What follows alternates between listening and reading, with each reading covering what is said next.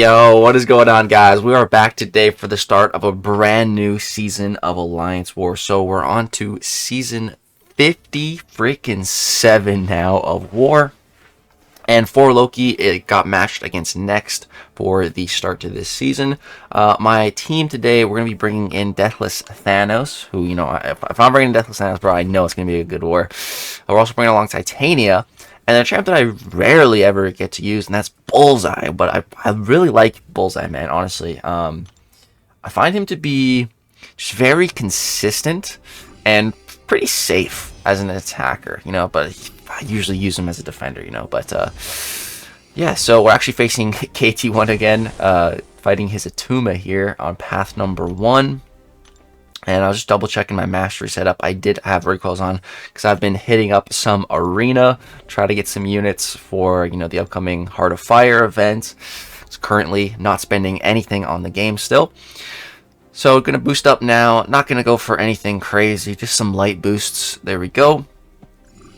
I only have like 130% boost currently, so I'm saving that for some special war if I have like a crazy ton of fights or something, you know. This war is very limited fights for me, only 4, just, you know, path 1, path 2, section 1, section 2 fights, 2 paths, and that's it. So up first here we got this Atuma, and we're gonna be going for Titania.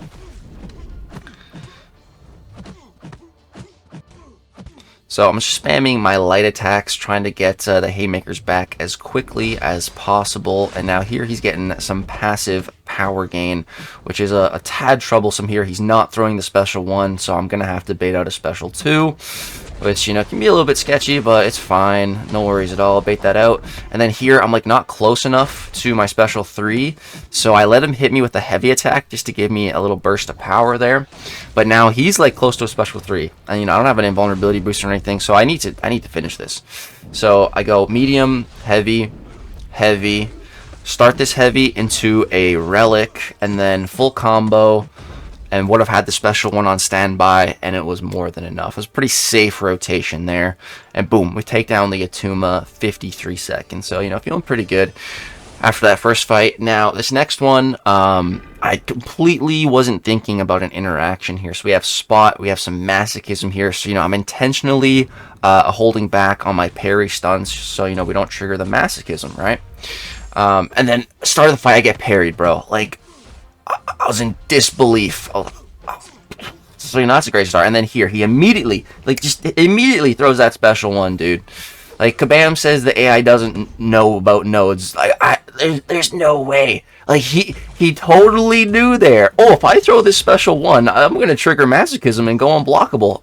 And that's exactly what he did. Like, there was 0 hesitation on that special activation, dude. So yeah, I completely forgot about that interaction that triggered the Masochism, so that was super annoying. It really caught me off guard. It was unblockable. Like, I had to evade it on the wall. Super sketchy. Wasn't prepared for that, but, you know, good thing I'm very familiar with the homie Spot, so I was able to get out of that situation. Then we triggered the Untouchable, kind of waited out, so we don't want to get too many ruptures on us. Bait the special 2. It puts his spot portals on hold. And then here another special 2, and as long as you get the punish, that's the key to, you know, fighting Spot. That takes away one of his charges, and again puts it on cooldown. And then one more combo, he goes down. So super sketchy start to that fight, getting freaking parried, and then, you know, the special 1. After I realized that special 1 interaction, you know, I only pushed him to special 2s after that. I just wasn't thinking. It's all good. We got it.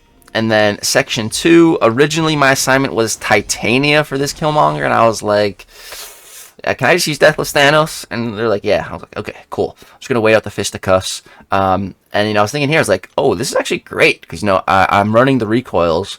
So with fisticuffs, I'm not gonna have, you know, any of the debuffs applied to me. Thanos is already poison immune, but he's not bleed immune. So getting not having to worry about that bleed debuff at the start is pretty nice.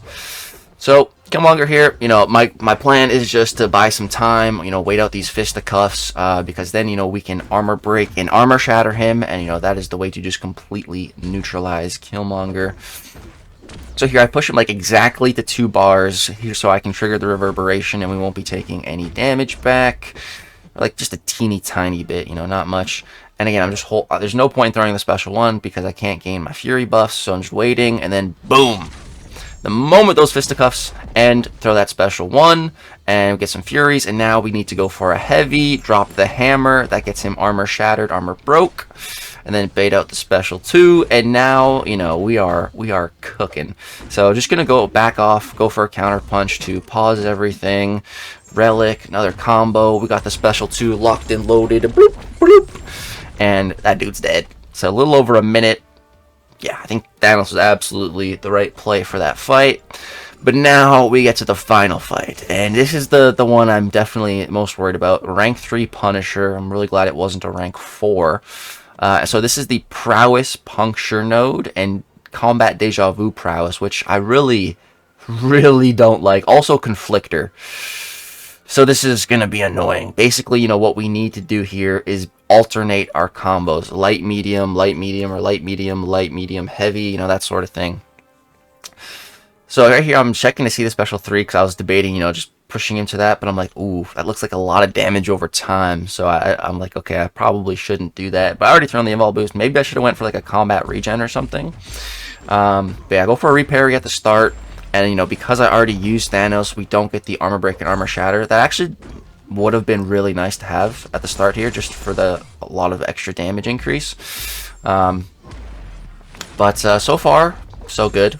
You know, so like watch this special 2 with no prowess. You know, I was at 91, was able to, you know, get out of the way a bit. It took me down from 91 to 84, you know, 7%. That's not too bad, you know, for blocking a special, right? So here we get off special 1, get those furies. And then with the recoil right there, I triggered my protection. Then here he's throwing some back-to-back specials, which is super annoying. I think he shrugged a panic debuff there, and I fumbled a counter-punch charge, so I didn't pause my furies. And then my relic misses, and this is bad. And so I accidentally heavied twice in a row now. So now he has a prowess. Now, 1 prowess isn't a big deal, but the Prowess Puncture node makes it so that the block, look at this block damage. So again, the first special 2, about 7%, right? This one, 69%, down to 46. But that's just 1 prowess, dude. I am panicking at this point in time. Absolute freaking panic mode. I'm very scared. I'm like, do I even bait another special here? And then he goes red. I'm like, oh my god, oh my god, oh my god. And it's at this point right here. At this point right here, I'm like, Thanos. Thanos, please, please, please, crit. Please crit. Please, please crit. And he crits, dude. Oh my god. Oh, that was scary. Oh, I was so scared right there, dude. That Prowess Puncture node is no freaking joke, dude. It's no joke. So yeah, that's all my fights. We didn't die, and we won the war. So, you know, can't ask for a better start to the season than that. Not dying and taking a dub on the first war. We ended up having 8 deaths, which is, you know, not too bad. Start of the season, definitely some room for improvement, but pretty solid, under 10 single digits. So yeah. GG's to next. That's going to go ahead and wrap it up for the first war of the season. Just a short one. Hope you guys enjoyed. Drop a like if so. Subscribe to the channel if you want to see more. Thank you guys so much for watching. Hope you all have a great, wonderful day. And let me know how your first war of the season started. Did it go good? Did you get a bunch of fights? Did you die? Let me know. Have a good day. Bye.